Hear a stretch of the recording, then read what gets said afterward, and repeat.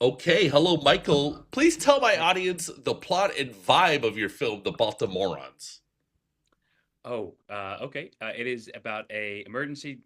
Sorry, it's about a guy who chips his tooth on Christmas Eve and spends his whole Christmas Eve with his emergency dentist.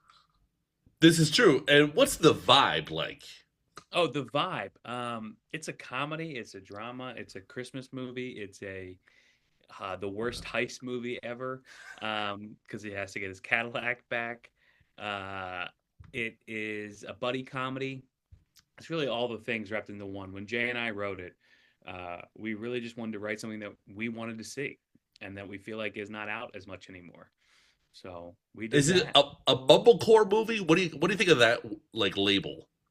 I think I always think of mumblecore, and I think it doesn't have much story sometimes. It just kind of and I think this movie has a lot of story, and it goes on, it takes people on a full ride.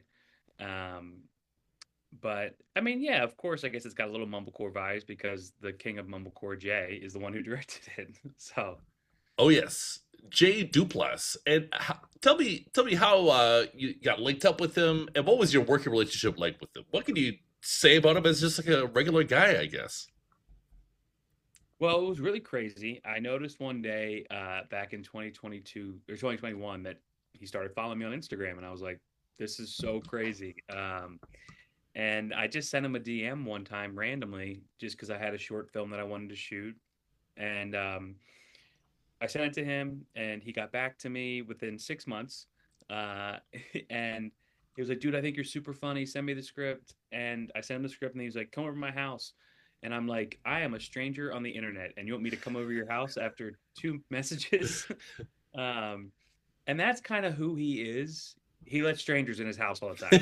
Uh, he truly is a guy that you know has faith in humanity and faith in people, and really just wants to help out the next man up.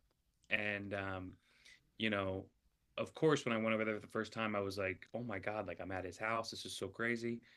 By the third, fourth time, I felt like I was going over to my friend's house, and that's how comfortable he makes you feel. Um, and that's what him and Mark. That they were working class. They come from a working class family from New Orleans. They don't have any Hollywood connections. They just kind of did it on their own, and I think they just kind of want to keep that going. And you know, truly just I don't know. He's just like the coolest guy, and now we like talk every day, and we become best friends. So it's been the best ride. That's lovely. Sounds like a very solid guy. I'm Yes. curious, how much of your own experience is expressed in this film? Yeah. Well, the opening of the movie starts with a failed suicide attempt, and that is very real to life in my life. Ooh. That is not to kind of change the whole tone of the interview, but um, how I got sober was, and also the sobriety aspect. How I got sober was what happened in the beginning of the movie. I failed at that, and then I realized the next day I needed to get help. And during that, I was really drunk and high, and that's kind of what I think got me to that point. And a lot of just, you know, not the best mindset. Um, and through recovery, I've been able to um, work through that in my own life, and now be able to, the most beautiful thing about this movie is I took my darkest moment in my life and we turned it into a really beautiful piece of art that has a lot of comedy around it, because that's what's also helped me is to laugh. Because I didn't think, I mean, the whole movie is about um, this guy's first Christmas 6 months into sobriety. And when I was first sober, I didn't think I was going to be funny. I didn't think I was going to, have a life. And I thought, it was all over. And I couldn't have been wrong about all those things. And I'm just so happy to be here. Wow, that was quite a shift, but I'm glad that we got that out there. That is very powerful stuff. Um, I feel so weird segueing to this next question, but I'm going to do it anyways. Go for it, because that's the So, comedy of it all. what is a Baltimore and why is it important to the movie? Well, we found out later in the script why the movie's called Baltimorons. It was Cliff's old kind of improv character that he did. But you know, a Baltimoran, from what I experienced, because I would never have written a movie with Jay that was named Baltimoreans if I wasn't from Baltimore. It's a badge of honor for me, you know. It's I'm so happy that I'm from there and that I grew up there. And, you know, the way we made this movie was on the backs of a lot of Baltimoreans. You know, they opened their doors. You know, this movie had 50 locations. We didn't pay for any of them because it was all from people in Baltimore. You know, my mom has a buddy or my mom works at a funeral home, and her coworker had a Mercedes, and we were looking for a Mercedes. And he was like, "Oh, how long do you need it for?" And I was like, "A month." And he goes, "I'll walk to work."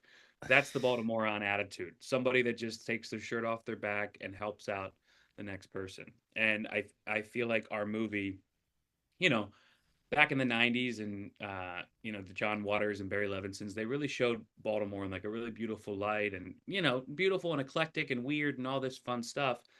And in the last 30 years, there really hasn't been a great light on Baltimore. And we really wanted to make sure we show that this is a city that, yes, sure has a lot of darkness and a lot of, you know, which city doesn't, but also has a ton of light and a ton of kindness and a ton of happiness and a ton of beauty and a lot of Christmas lights at Christmas time. Oh, is that shots fired against The Wire? You don't like The Wire? I love The Wire.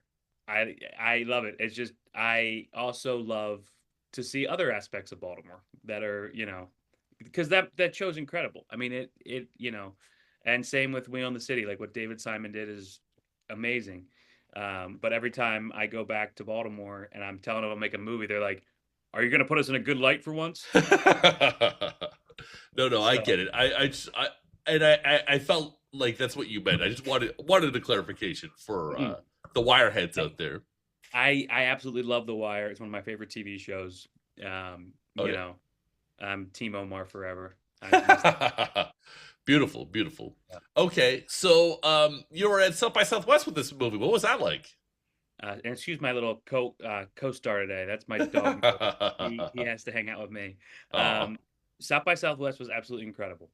We premiered the second day, and my mom was there, which was really fun. And she actually plays Darlene in the movie. So when she was watching the movie, she forgot she was in it. And so when she popped up on screen, she was just like, "Oh, like, Mom, did you forget you were in this thing?" Oh wow. And it was also really special because my dad came to a later screening at South by, and you know, he's sitting right next to me and he's naming all the people he recognizes in the movie. And he's like, "There's Dell, there's Marty." And I'm like, "Dad, it's not a private theater. Like you can't keep screaming."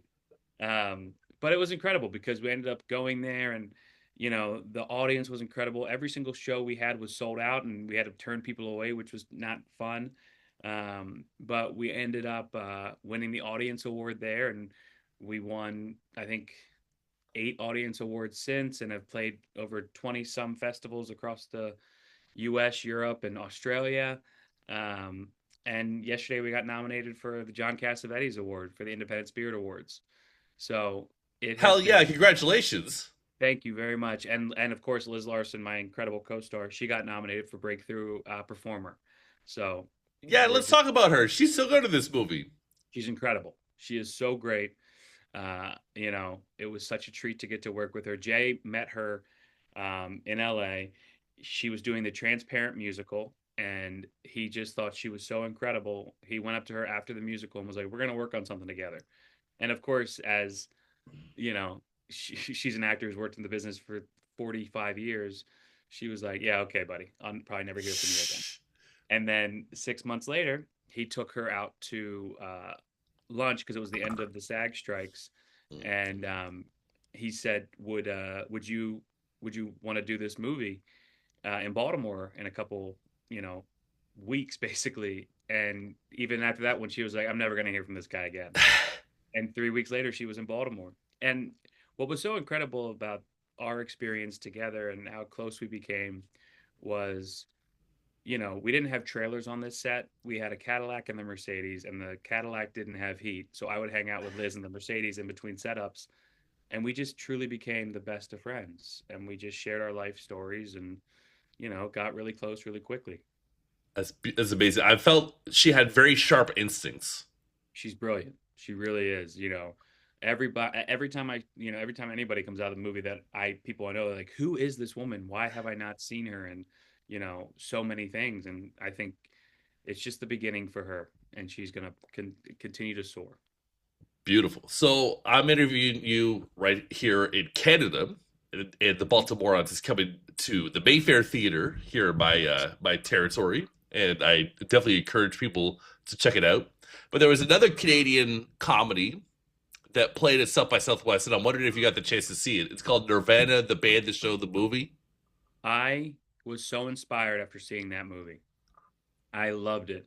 What those guys did, I was like, oh, this is the best comedy I've seen in 5 years. They brought the house down. I want to work with them so badly. Uh, and I was just so impressed with just their, I mean, I was dying laughing over and over and over again. So, yeah, I'm super inspired by them. And that was probably my second favorite movie at South by Southwest, behind ours, of course. Of course, of course. Yeah, I've been in the room with Matt Johnson before. I've never talked to him, but he's got an aura, man.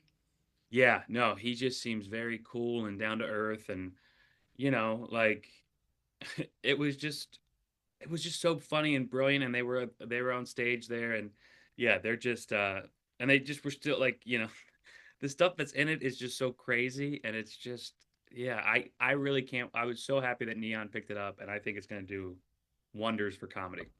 Lovely. Thank you for the shout out to Canada then. So, Sure. speaking of shout outs, this movie I would say is like it's a Christmas movie. It's a Christmas Perfect movie. time of year to come to the Mayfair. Is it Yeah. Mayfair? Mayfair Is Theater. Yeah. Mayfair Theater. It's the perfect time to watch it. Literally right now, it takes place on Christmas Eve. You're in Christmas the whole time, so it is like this is the time to see it. I thoroughly encourage people to go this weekend, next weekend, and the weekend before Christmas. Okay, so I argue with people sometimes. And this is not a unique situation for me. People will say a Christmas movie has to have certain criteria, and this movie has some dark content and some fun degeneracy, I'll say, and but it totally is a Christmas movie. It's set during Christmas. So what do you say to people who say, well, it doesn't feel like whatever, the Muppets or Love Yeah, Actually? Yeah. it's definitely not going to feel like the Muppets. It might feel a little like Love Actually. Mm. Um, you know, uh, it, I think of it more of like Planes, Trains, Automobiles, even though I know that's a Thanksgiving movie, but it gets you in the mood for Christmas. Like I'm the John Candy character, and she's more of the Steve Martin, and we slowly kind of break the ice for her. But you know, the real story is it's too, Christmas is a very happy holiday, with joy and with your family. And the main thing for these two people is they're two very lonely people on Christmas Eve, and they find each other, and it ends up maybe being one of the best Christmases they ever had. And how beautiful is it that you can have a Christmas with a stranger, and it can be such a wonderful night, you know? Oh yeah. All right. So, what is the prevailing emotion you want the audience to feel when the end credits roll to your film? Oh, I want them to just feel just a ton of joy, and that there's hope in the world, and that there's second chances, and that we can just, you know, truly, uh, yeah, that there's a lot of hope. And I know right now it doesn't feel like there's a lot of hope with a lot of things going on in the world, um, but that I still believe in humanity and human beings, and watching messy people go through a tough day and coming out on the other side with a little bit of change, and to not, judge people for their worst day, but maybe judge them for their best action. That's beautiful. All right, Michael, thank you so much for your time. What's the final thought of this interview going to be? Oh my God. Merry Christmas. Okay, I'll take it. Thank you so much. Thank you, Michael. I appreciate it.